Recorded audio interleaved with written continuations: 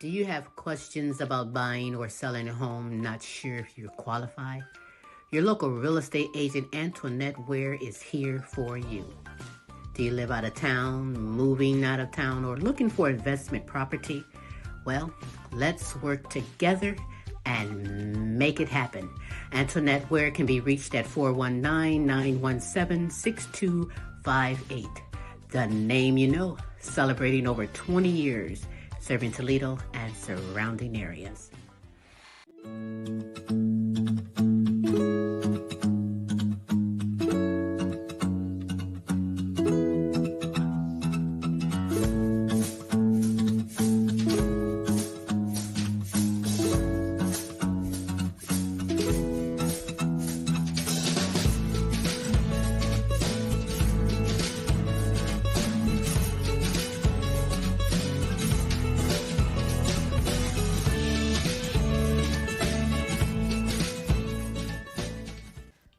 Frida's Cleaning Service is a small family-owned business established in 2003.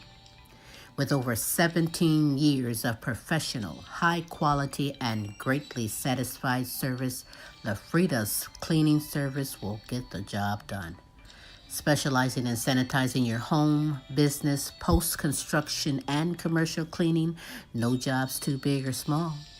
See for yourself and give us a call, 567-249-9172. La Frida's Cleaning Service. Our reputation is always spotless. Are you tired of driving around a dirty car? Say hello to the ultimate solution for your car. Quick Auto Detail, home, work, or wherever. Their mobile car spa will clean and shine your car anytime and anywhere. Their products are gentle on your car's paint, and they use only the highest quality materials. Book your appointment now.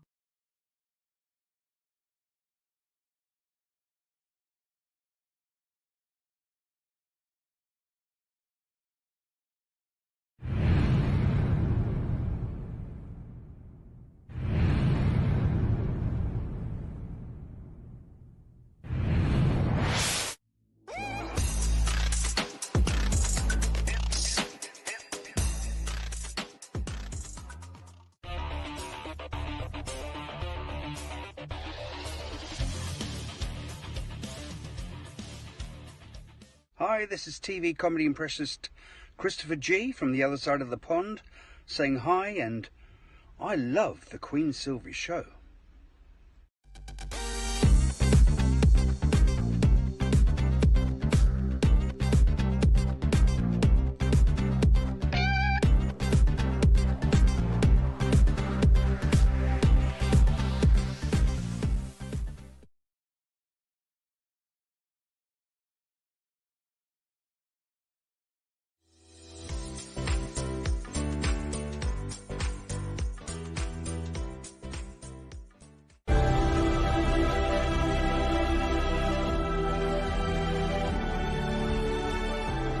Welcome to the Queen Silvy Show. Tune in at 11, good laugh, good vibe, that's for sure. Get smooth with Tim, get smooth with Tim.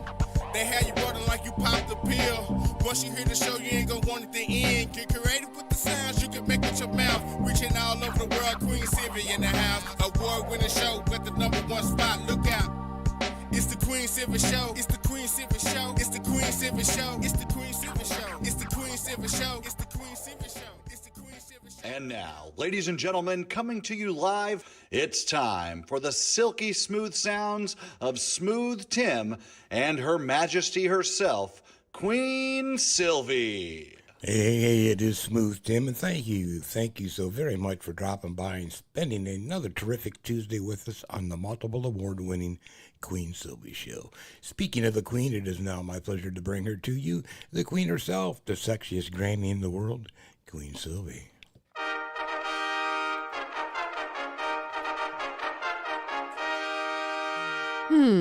For he is absolutely correct. It is me, Queen Silvy, you, on this terrific Tuesday, the multiple award-winning The Queen Silvy Show. You. Good morning, good afternoon, and good evening, depending on where you are in this great world today. Indeed. Hope you're ready for the super greatness we have in store for you. Smooth, how are you today? I am doing absolutely terrific on this Tuesday, Queen. And how are you doing? As always, I'm supercalifragilistic. Expialidocious, I Yes. suppose. It's 24/7, 365. Queen Silvy, you are always simply. I know. Amazing. Ooh, ooh, ooh. Go on and smack you are. yourself. No, thank you. I am amazing. But you are amazing, Smooth. You are amazing. We have an amazing guest today on the show, don't we? Absolutely. We have on today's show a speaker, photographer, a paraeducator, Michelle Steiner, going to be sharing some information and enlightening our education. Just Looking a tad forward bit to it. about what's going on in this world. Yes, looking forward to it. Otherwise, hey, folks, as always, hearts and prayers going out around the world. Still people out there lobbing bombs at each other. Cities still being invaded by ourselves. So, hey, you can catch up all that on tomorrow night's show, Tim's Tidbits. Oh, hey, well, heading to a government shutdown. I hope all those people are going to be okay. So our hearts and prayers are going out to everybody in so many ways around the world. Yes. But that's enough depressing news, Queen. On with the show. On with the show. Well, hey, I want you to know that you do have time to be kind and spread the word for someone else to go on in and get the super greatness we have in store for you. Before we get things going on this terrific Tuesday, what I like to do at this moment is I like to share some motivational words from the Queen Silvy Show to you. For every disability you have, you are blessed to be blessed with more than enough abilities to overcome your challenges. After all, challenges are what makes life interesting, right? And overcoming them is what makes life meaningful. So know that your uniqueness is your superpower. So embrace it and let it shine. Hey, you got this. And those are some motivational words from the Queen Silvy Show to you. I'm going to keep things going. Thank you, my audience, because I must represent my good friends, my good kings and queens all over the world, giving a shout out to Pepper Gomez and Wake Up Music. Wake Up Music rocks. Holistic health advocate Marva Riley. Marie McKenzie and the International Sexual Assault Recovery Institute. Carmen Jewel and Massage Therapy by Carmen. Simone Enterprise and Entertainment Company and the Simone Family Foundation. A Journey Through Healing with Beatrice Crawford Daniels. Shout out to you. Kinsley Patino, Queen Jenna, Queen Ashley, Follette Clark, and Kenneth Ross. Shout out to you. To Queen Aaliyah, Asia, Tay, Maya, Camille, and Dejour. Shout out to you. The Helen Myers, Peace Myers, Corey and Casey Patino, and Joan Mercer. Shout out to you. To my grandchildren and my great-grandchildren, Shout out to you. Jonathan Easley, Lee Allen Sr., Wade and Katrina, LP and Cynthia, Melvin and Teresa, Kaki, and Mike. Shout out to you. To Queen Sonia, Kaki, Shanika, Alana, Brianna, and Precious. Shout out to you. To Nancy, Delia, and Chrissy from Fort Worth, Texas. Yippee-ow. Say what? Yippee-ow. Like that. To Ryan and the All-American Boys, Matt and Tracy and the All-American Girls. Oy. Shout out to you. I think I need to pause for the cause. I really do. And clear my throat. One moment, please. Woof, woof. Meow. Ribbit, ribbit. Ooh, did you catch that ribbit part? Don't knock it till you try it. Pamela Anderson, C. Shorty Franklin, Patricia Wilhelm McGiffin, Renita Easley, Gold Rosa, Nana Ferry, and Pam Bailey. Shout out to you. To my good friends in Africa, Amy Kanima, Websterito Hostile Flow, Hero Boy, and Princess Arialua. Shout out to you. To Sabrina Williams, Pinky Harmon, Sassy Savage, Robin Taylor, DJ Team Broke 100. Shout out to you. To my good friends in United Kingdom, Beth Lambert, Nicola Jones, Bethany Jones, and Kay Cross. On top of the name, mate. Say what? On top of the name, mate. Lorenzo Gabaniza, Christine Lewis Anderson, James and Audrey, Serious Edition, Nana Linda Hartley. Shout out to you. To Edith Verhoek, Queen D. Brown, Sandra and Ben Johnson, Melody Gorb Dobb, Miguel Montalban, Brian Pearson, Brenda Ramirez, and my good friend, Joe Mass. Shout out to you. That's right. Hey, listen, if you would love to be shouted out, if you have someone you would love for us to represent and shout out, we'll hook you up. Oh, yes, we will. 3 days a week. Every Tuesday with the multiple award-winning The Queen Silvy Show. Every Wednesday with Tim's Tidbits. And again, every Thursday with the Now You Know Show with Queen Silvy and Smooth Tim. as we bring the best in live entertainment, talents, topics, and resources from around the world just for you. Check out this resource, and when we get back, you better believe the ball is rolling with super greatness we have in store for you on The Queen Silvy Show. Hi, I'm Queen Silvy of the multiple award winning The Queen Silvy Show. You want to expand and get noticed? Then come outside your box and into our world. Internet advertising has a real impact on global awareness and even sales, so let's make an impact together. Offering for a limited time advertising and sponsorship packages that excel your purpose. So contact Queen Silvy or Smooth Tim for the exciting opportunities that awaits. Yeah. All right. Hey, we are back on this terrific Tuesday. As I said before, you do have time to be kind and spread the word for someone else to come on in and get the super greatness we have in store for you. From the start, people told her she could not go to college, obtain a bachelor's degree, or even have the job she wanted. But with the power of faith, navigating the education system, overcoming social struggles, and now proof that limitations don't define your destiny. Here to encourage, empower, and educate people with and without disabilities. Live from Pennsylvania, I introduce to you advocate, disability writer, photographer, and paraeducator Michelle Steiner. Hi. Hi, Michelle. Thank you so much. Well- I'm so glad to be here today. Well, we are honored to have you on the show today. You know, there are many different types of learning disabilities. And learning disabilities is a term used to describe a range of learning and thinking differences. Now, these differences can affect the way the brain takes in, uses, stores, and sends out information.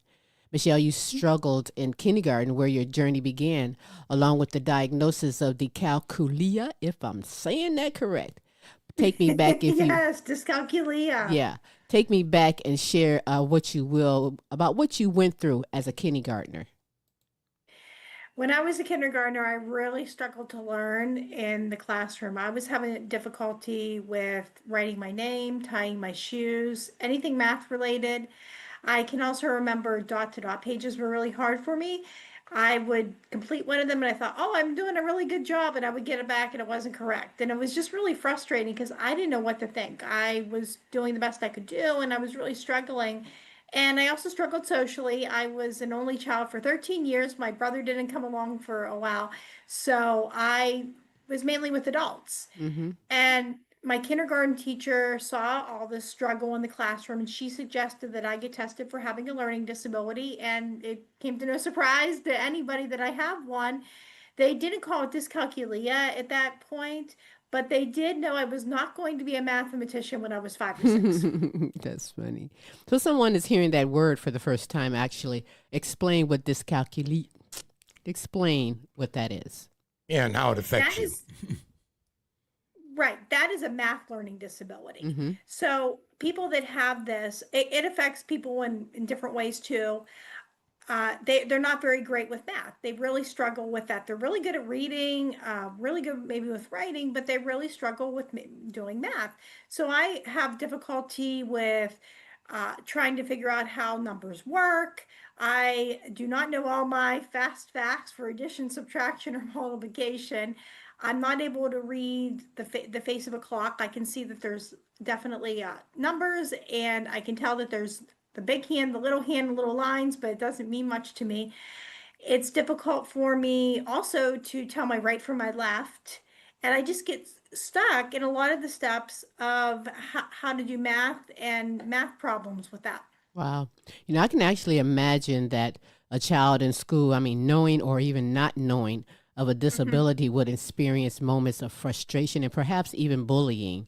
You know, tell me, how did you even handle it? Because this was brought to your attention at kindergarten. You had to go through junior high and high school as well as college. But how did you handle these certain challenges and situations, and what tools or strategies did you use to help you along the way? Right. I had to repeat kindergarten the following year in a different school in our district. It was still a public school, but it was just a different one. And I had to have specialty instruction in the very beginning where we worked on all areas. We worked on reading, we worked on writing. I was good at those things, but I just needed a little bit of extra support so I could really be able to flourish later on in life. Mm-hmm. And we attempted to learn math. That didn't work out very good. And I also went to kindergarten in the afternoon. So I had a lot of reinforcements with that. I even had speech therapy for the first 5 years when I was in school. So, I mean, I had my ears were clogged. So I wasn't hearing my S's correctly and how words were. So I just had to have a little bit of that extra support. And I was really lucky because what they were doing was working for me academically. Mm-hmm. I was in all regular ed classes once I got into high school, except for math and a resource room with accommodations. I had the test read aloud to me. I had extended test time, and that really was something that was really something that helped me. What was really difficult was also making friends too. I Mm. quickly got bullied. I went to a very small conservative school district where everybody knew each other and they were close knit if you were one of them, and I was definitely not one of them.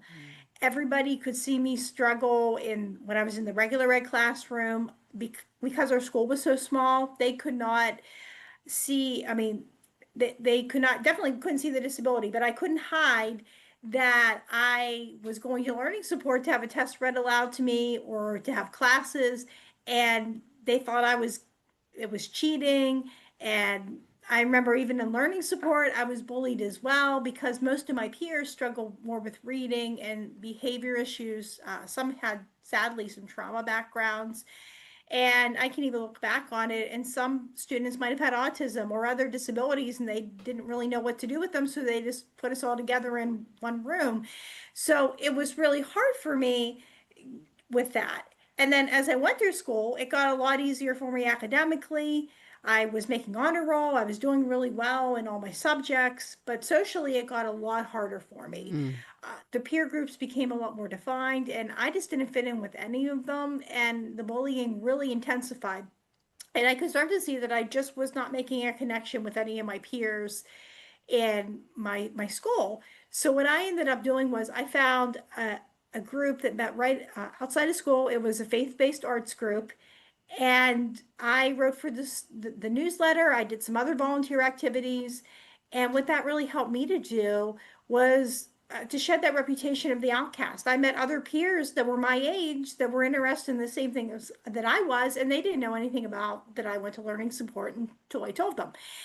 And after I stopped hanging out with that group, I found another group. I found an adult writing group.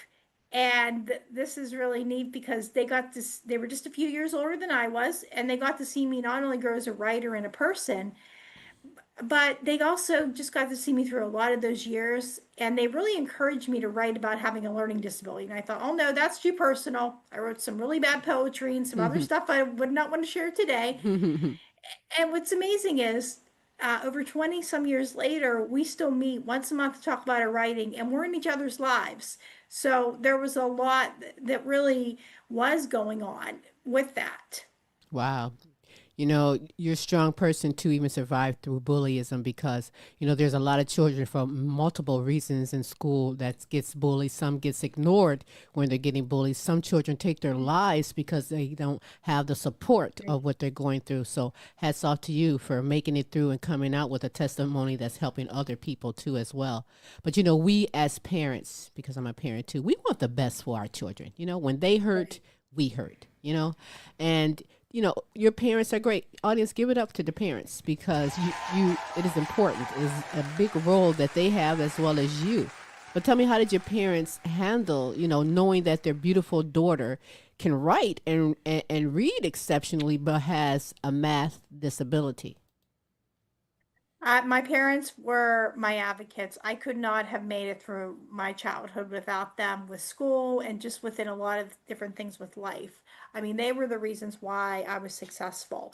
It was a little hard, especially for my dad when I first got diagnosed, because he thought, oh, what do you mean? She's never going to understand what one plus one is. I mean, one plus one's always going to be two. And the school psychologists were like, well, this is how it's going to be. But as we went through school, they were the ones that would go and talk to the school. They went to every IEP meeting for my individualized education plans. We spent a lot of long, tearful homework sessions where my parents made me try, even though and maybe go to school, even though they knew I was going to be bullied, or if I wasn't going to do well on a test, they still made me go to school because of that. And I had to try my best. We didn't have to have perfect grades, but I did have to try. And another really key thing is my parents work with the school. Ah, That was the that was the biggest thing. I had the privilege of running into one of my first learning support teachers a few years back, and I thanked her for everything she did in my life. And she said, it was you that worked hard, but she goes, it was also your parents. If I had a concern, I would call your mom. And if your mom had a concern, she would call me. keep And that we worked communication together to open. That's make great. sure that you were successful in the classroom. And my mom and dad also advocated for me. Whenever I was in school, it was not a time where students with disabilities went to their own individualized education plan meetings, but my mom and dad would tell me, oh, I'm going to your IEP meeting. Is there anything that you want us to talk about? And I would give them my concerns or some things that I thought was going on, and they would get back to me on what the results were after the meeting. And that is what really gave me that empowerment on how to advocate for myself. I can remember listening to my mom, talk on the phone about having the disability, and I thought, oh, she's really good at this. And I had to learn how to be my own advocate. Hmm. And my parents also supported me when I was in college too. They couldn't fix the fact that I had a disability, but they could offer encouragement and they could be there to listen and to support me as well. Well, one of the big things that I hear throughout all of this, which is very important, is communication. They're Yep. keeping the communication with the children, they're keeping the communication with you, and you back with them. Even if you say, I don't want to do it, you're communicating. And that's one of the things that most children, like inner city, have a problem with is communicating. Right. Telling someone, saying something, or saying something to the parent or parents. Smooth, did you have something? Yeah, I wanted to know, did you ever encounter like frustration from your educators to where you and your parents had to overcome that and like intervene with your IEP to speak? I have had some frustration maybe with some educators. I'm definitely. I can remember I had a teacher when I was in middle school that wanted me to be on grade level and wanted all of our students in math class to be on the grade level of the Mm. other students because she had a lot of pressure with some peers that she was teaching with. She thought that we just did easy stuff. Mm-hmm. And I can remember I eventually was not performing to that. And rather than going back and reteaching and going back to where I needed to be at, she just forged ahead with it. And I never was able to learn that information. And I Mm-hmm. wasn't on grade level. I was doing what I could do with my own ability with that. Mm-hmm. And That the was same my teacher told me, well, concern. when you Yep. move on to the next building, they're not going to have learning support. And she encouraged me to sign up for a remedial math class. And I did that, and the teacher didn't know what to do with me when I got in the class. She was a nice woman, but she didn't had no idea what to do. Yeah. And it turned out there was a learning support math, and I got in that class. And I'm not saying that teacher was a lot better. Sometimes she was frustrated with me Mm-hmm. too. I You think get that sometimes it was sometimes. just people didn't know what to do, because I think everybody, when I came into class, thought, oh, I bet we're going to be able to teach her how to do math. Right. And it just has not That worked was a out big challenge for some to, teachers too, yeah, because some of them are not educated themselves Right. to Isn't that a handle. unique yeah, disability? I mean, how unique is your disability? Do you know if it's like 1 in 1 million, 1 in 3 million, 1 in 5 million adults are affected with this? yes, exactly. One in five, yeah, there is 1 in 5 people that have a learning disability, and worldwide, there's a billion people that have a disability. So, I mean, there are people that simply have disabilities that prevent them from doing certain things or to what we might consider successful. And it's no different than, let's say, we have a person with a physical disability that has a wheelchair. Nobody would expect them to climb up a flight of stairs, Right. but people will expect individuals that have learning disabilities in math or reading to be able to learn to read at least grade level, and to do other things and to be pushed. And for some people, they might be able to go to a certain point, and we definitely want to teach. It's not that we want to neglect doing that, Right. but I think we have to meet that person where they're at. Right. Smooth. Oh, I was going to say, yeah, growing up, and it affected me, and I've passed this really beautiful thing on to my children is ADD. And it used to bother the teachers that it seemed as I was not paying attention, but I was actually absorbing everything you said. I just don't want to have to, you may have lost me kind of. And I'm still processing what you're saying, but I may not be directly focusing on you. And it just frustrated the hell out of teachers, especially when you took a test and you did well on tests. And it's like, how did you do well on this test when you're never paying attention in class? It's like, well, I actually Well, am. it's kind of like what I say when you go driving and some people just can't drive. You're like, oh, that's a terrible. Some people, including teachers, need to go back to school and re-educate themselves in certain areas because that's just how I feel about the ones that don't have the patience or don't know or don't understand themselves. Then they need to re-educate themselves. But Michelle, what should teachers and parents be on the lookout for in order to identify their student or their child with a learning disability as early as possible? Well, one of the first things that's really important to do is to see how are they performing in the classroom. Even at the very earliest level, do they know their shapes? Do they know their colors? Are they able to recall numbers? Can they do letters? Are they able to even do the one-to-one correspondent? For example, like one knight to one horse. Mm-hmm. Are they able to do all those things? And if they're not, it's really important that parents have a conversation with the teacher and even the teacher to know when you're in the classroom, the student, to the parents, they may be perfect, but there's some things that there might be some concerns about. Mm-hmm. And it's also helpful too if parents get birth to three services for a child. You can get screened for free with your child, and just to see if they're developing according to what they're supposed to be doing at that age. And if they're not, that's when we can start the early interventions. We can start the preschool program. We can start speech therapy. We can start physical therapy, occupational, specialized preschools. There's a lot that we can start to do. And it may not cure the child, but we can get the ball rolling in the right Mm-hmm. direction. So that way, when the child does go to school, we can get the appropriate services that they need. Absolutely. Can I assume that you're not an advocate of medicating the child to cure the problem?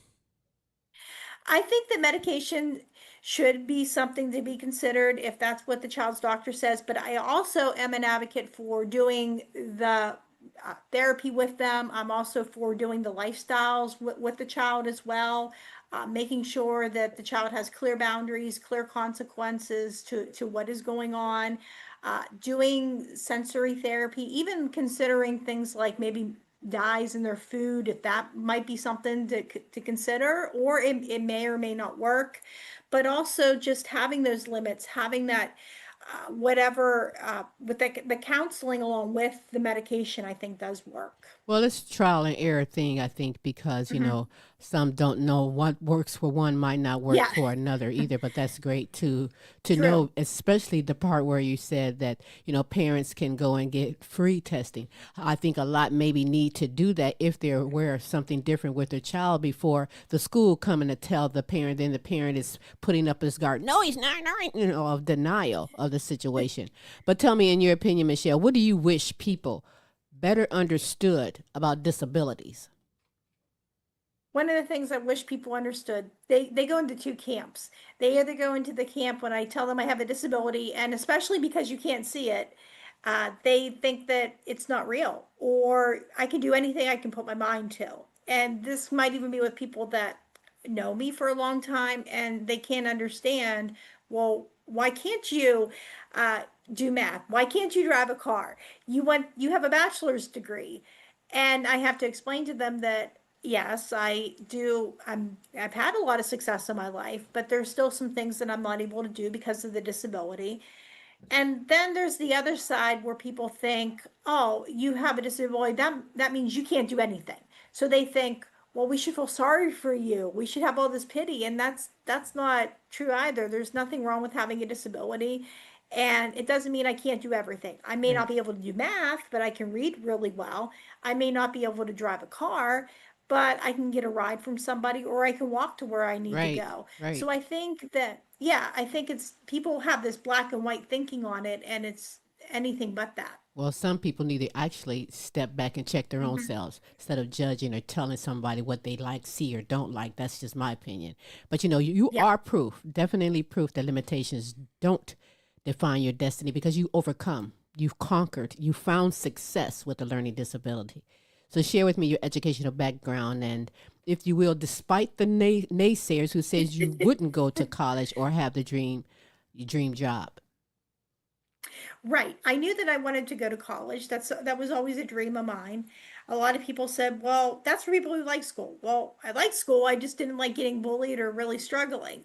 I also had people who told me, "Well, because of your disability, you're not going to be able to go on to college or you're not going to go beyond community college." I had a psychiatrist who told me that.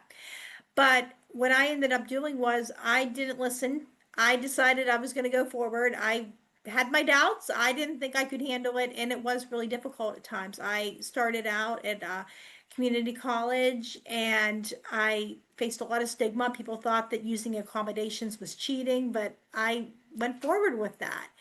And I was able to get my associate's degree in early childhood education. I moved out for a while, and then I felt like it's time to go back to school. And I carefully researched a program at university that had the least amount of math and science possible and had a program that I loved. And I went there with used all the accommodations, and I advocated for myself, and I did so much better than my days at community college. I was on dean's list for a semester, and it really worked out well for me. And I was able to graduate with a bachelor's degree despite being told I Well, couldn't do it. congratulations, my girl. Congratulations. That's Thank phenomenal. you. You are a strong queen, accomplishing, doing so much, and I love the inner strength that you have. But when it comes to inner peace and calmness from stress and tension, me, I have music. I want to think that you have a gift with photography. Tell me, how'd you get your interest in photography? That was one of the things that I was good at. I had someone in my adult writing group really encourage me with that. Not only the writing, but with the photography. I took a picture at prom of a tree at the venue where we were at. And all my peers were like, "Oh, why'd you take a picture of a tree?" And there was an older woman there that said, "Ah, this shows perspective." And I put that on the shelf for a lot of years. I thought, I'm not an artist. I can't draw a straight line. I'm definitely can't paint. And I can remember we were at a family wedding, and we stopped at a graveyard, and there was these beautiful angel statues, and I took a picture of one of them, and I was showing them to a friend of mine, and she said, "Oh, this is really good. Where were you at?" And I thought, "Oh my goodness, if she says I was good at this, I must be really good," because she did not flatter people. She kind of said things how they were. And I entered them into a show, and it got honorable mention. And I was so excited that I thought, I'm going to take more pictures. So I started entering into other shows. And then I started noticing something. Because I cannot drive because of my disability, I started noticing details that other people would miss. I could see flowers, I could see other really interesting things. And I can remember I would be riding with my husband, and I would say, "Did you see that?" And he said, "No, I'm focused on the road," as he should be. And I would notice that. And then later, what I found was when I would go on my walks, I would start noticing flowers. And rather than being sad that I didn't have a ride to get somewhere, I would take a picture of a flower, and people would tell me, "Wow, you bring out the details that I would miss in that." And I just think that rather than being sad, I get that chance to stop and smell the roses. And if I was driving, I would miss so many beautiful flowers and other things. Well, you know what? Flowers are beautiful. Actually, they're Thank you. captivating, and I didn't realize just how captivating and beautiful they are till I noticed how many flowers you've taken pictures of. They're so great. I want to also note that some of your photography, your photos, excuse me, is featured in World Gathering Independent and also Work Ready. But I want to just share just a little snippet for everyone. I want them to see just how beautiful you are, the beautiful your skill that you have, and some beautiful flowers that that I, Smooth and myself, has enjoyed seeing. So we want to share it with other people as well. So check this out.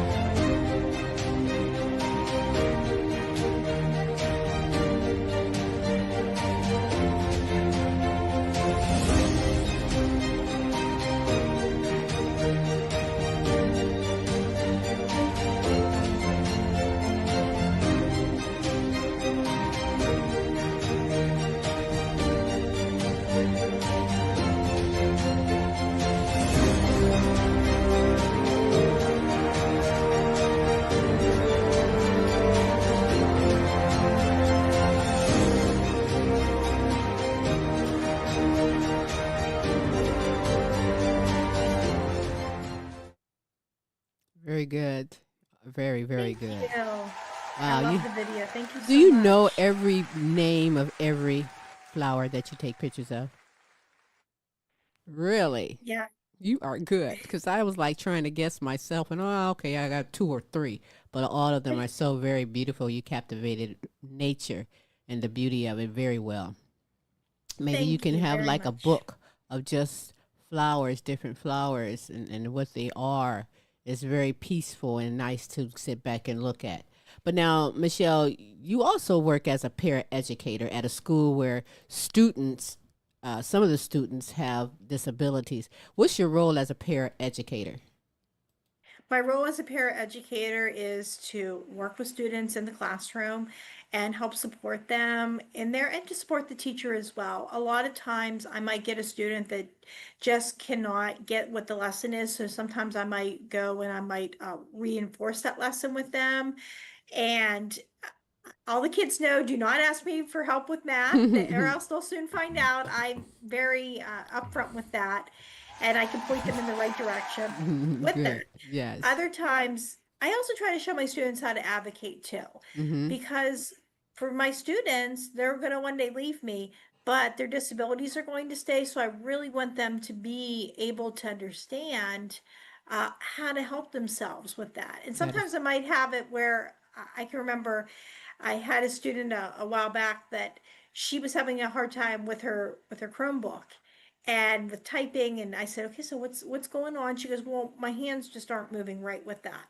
And I said, okay, well, what do you think we should do to be able to solve this? And she said, I think I need to go down and ask the librarian for a mouse for my computer. And she came up with that idea on herself by That's good. herself. That's So good. I think that's just so important that they know what they need to be successful in life. So, what grades are your students?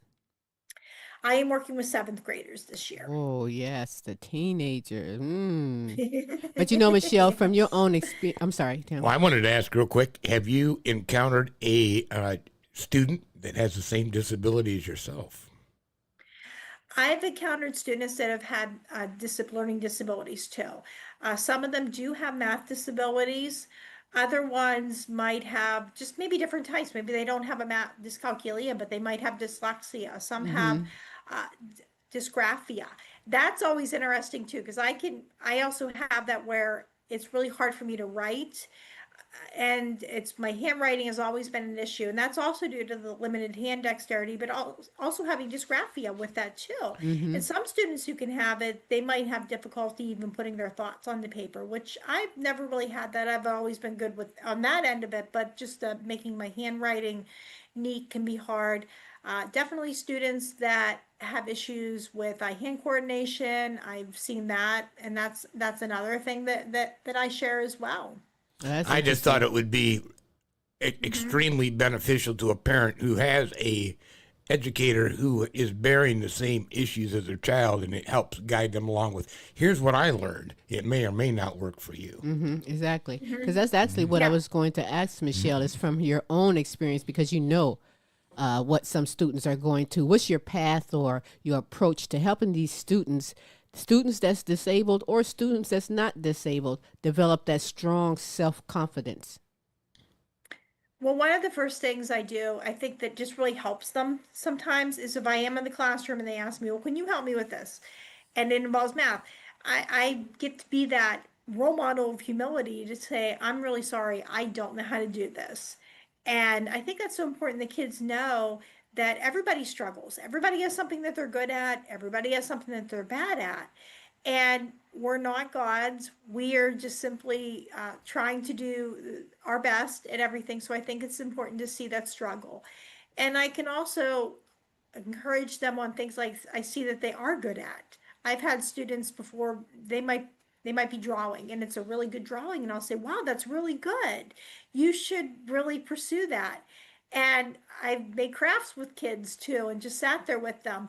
And sometimes it's finding what they're good at. Other ones might be good at sports, and it's encouraging them. Oh, you like to play sports? That's really good, and just maybe pursuing that as well, and focusing on that. Because when I focus on the things I'm good at, I don't feel like I'm disabled. I feel happy. I feel empowered. So we really want to make sure that we're encouraging our students to do that. And I think it's also providing resources for them as well. Right. It's making sure that they have a resource of whenever they leave, okay, I can get connected with Office for Vocational Rehabilitation. They're Mm-hmm. going to help me be able to pay for college and job accommodations, and maybe even just other programs that are available that I don't know about as well. But it's trying to get that ball rolling so they're able to see uh, what services are out there to help them. Well, you know, Michelle, you've been through the education system in a way that some children are not blessed to experience the way that you did. I mean, from experiencing and overcoming these challenges and achieving educational success, in your words, what would you say is your philosophy of education? My philosophy of education is to meet the child where they are at and to focus on the whole child, not just their education, but every part of them, to be able to make sure that we're helping them to be successful.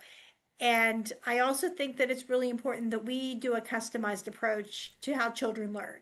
All too often we want to do this cookie cutter approach where what works for everybody. And that just simply isn't true. We have to go and meet people where they're at, and we have to provide a program that that can definitely meet their unique needs and to steer them in the right direction. And if I had one wish, it would be that we could definitely fund schools so we could have more supports for our students, and we could have more funding that we could provide more meaningful opportunities with learning. Absolutely. I agree with you on that. But let me ask you, in your opinion, if you could actually go back in time and if you could have a conversation with the younger you, what advice would you give yourself? I would tell my younger self that it's all going to be okay. Because I spent so many years worrying that nothing was ever going to work out. And I think I would have been a much happier person if I just would have known that it was all going to be okay. And I also would go back and tell myself, you're going to just again, things are going to work out. You're going to get married. You're going to go to college. You're going to get your bachelor's degree. You're going to have a job that you love. You're going to become a published author. And I think if I just knew all those things, I could just enjoy that time and know that it was all going to be all right. Well, you can't go back and tell your advice self, but you are smart enough that you're taking this advice right now. You're adding on by making a difference for other children and adults So I want you to keep shining, keep making this difference, and being the voice that we all need. We really do need more advocates, more people to stand up and speak out and educate, not just the education system and teachers, but parents and students, other students as well, to understand what that child is going through instead of bullying them, you know? But before we go, is there anything else that you like to add or say that I didn't ask you? I just want to encourage other people to know what they want and to be able to find a way to do it. And the success doesn't always come in the package that you expect, but sometimes it comes in something even better. I like that. And true, that is indeed. All right. Michelle, tell everybody how you can be followed on social media. You can find me, I'm on Facebook and Instagram, and I am also, you can find me at my blog, www.michellesmission.com. Oh, that's right. You do have a blog, right? Mhm. What do you want to say I about your do. blog? Sure. With my blog, that's where I combine my photography, and I also do a lot of disability articles where I talk about my life with having a learning disability and try to connect nature with a lot of analogies with that. So again, how can they get in touch and read your Oh, blog? sure. It's at www.michellesmission.com. All right. I love it. I thank you so much for taking the time being here on the show today. You're more than welcome to come back anytime and educate, inspire, and empower the world. I really appreciate that. So until next time, Miss Michelle Steiner, I appreciate you and I want you to have a great day. Thanks, you too. All right. Michelle Steiner, everybody. Smooth, you got a little advertisement for me? Yeah, let's get into it and come right back and finish up the show. That was enjoyable. Thank you so much. Thank you. Join me every Tuesday for fun and games and play for cash. That's right. Sylvia Mid, the fun word guessing game is back and you can Thank you come so much. aboard and play. It's simple. Just email us your name and contact information and you are in there, baby. Yeah. All right. All right. I hope you enjoyed that. That was great and motivating as well because, you know, there's a lot of people out here who's going through things, don't know what's going on. Parents, teachers, be aware of changes and differences and do something about it. Don't be the adult bully because you don't understand what the child is going through. There's help out there available. And like Michelle Steiner said, free help that's out there available. He's like, free? What? Free? You better get involved with that because, you know, that's even leaving the world right now, things that are free. And this is very important. Our children, our youth is our future. And everyone don't come out as successful as Michelle Steiner did. But Michelle Steiner is there to help motivate, to help encourage, to help be that backing bone for a child, a student, and even adult. You heard the numbers. Hey, somebody in your family and or somebody you know is affected with a disability. Absolutely. So, hey, do the right thing. Absolutely. And I thank Michelle Steiner so very much. You guys follow her all social media and platforms. You can even let her know that what you thought about what she just had shared with us. I appreciate that very much. Strong woman doing some great things. And hey, stay tuned. She may be just back sharing some more greatness just for you on this terrific Tuesday. Yeah, baby. You know today is Tuesday. Some people don't know that. And it's not a funny thing. Seriously, some people don't know that today is Tuesday. But tomorrow's Wednesday. You know, Monday, Tuesday, Wednesday, Thursday. Tomorrow's Wednesday. And that's Is that how that goes? well, I'm just saying. Okay. That's Tim's tidbits. Get ready. Hold on tight. If you can handle it, take it on. Super entertainment. He's not going to tell you what it be about, but I will say that during his show, he will reveal the asshole of the week, and you don't know who that asshole is. Sometimes it's more than one asshole in the week. Oh, we've had a busy weekend, you know, all kinds of Seattle invasions. So stay tuned for that because he's not going to tell you. I won't spill the beans. Hey, that's in the evenings tomorrow on Wednesday, 6 p.m. Central Standard Time, 7 p.m. Eastern Standard Times. But do check your time zones and join us for Tim's Tidbits. Indeed. Then come on back on Thursday. That's right, because that's the Now You Know show with Queen Silvy and Smooth Tim, bringing you inspirational, encouraging. Let me just simply summarize it by saying it's a potpourri of entertainment, my queen. Potpourri of entertainment. All coming from the heart just for you. We also have during that show the show question of the week. One of my good friends, my good kings and queens, video in their answer to the show question of the week. And we end the show with a special video showcase that Smooth provides clues for before we reveal just whom that special video is all about and who it is. So stay tuned for that on Thursdays. And Now You Know show. It's in the evenings also, 6 p.m. Central Standard Time, 7 p.m. Eastern Standard Time. And again, do check your time zones if you will. That helps. So it's now time to go and have lunch with my king, Smooth. Be out of here. So with that said, you guys, because Smooth is going to tell you how you can be followed, how we can be followed on social media, and if you'd love to be a guest on the Queen Silvy Show, how you can get in contact with Smooth for that, Smooth. Okay, if you'd like to follow yourself, go ahead and do so. But if you'd like to follow us throughout the entirety of the show, you've seen ways on our Facebook page, The Queen Silvy Show, on the YouTube page, The Queen Silvy Show. Or you can just drop in The Queen Silvy Show in the Google search engine and follow us on the platform that you really choose. We're all over the place. Googleable. And otherwise, as the Queen says, if you'd like to be a contestant on the Queen Silvy Show, be a guest possibly, or maybe host a show on Thursday, www.thequeensilvyshow.com. Contact tab, scroll on down, leave us a message along with your email, and the Queen will get back with you. I sure will. I'll get back with you and let you know Smooth got your back. He'll be contacting you So momentarily. the Queen will get back with you, exactly.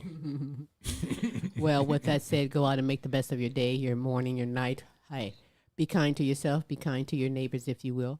And with that said, Till next week. Same Queen time, same Queen station. We'll holler, folks. Bye-bye.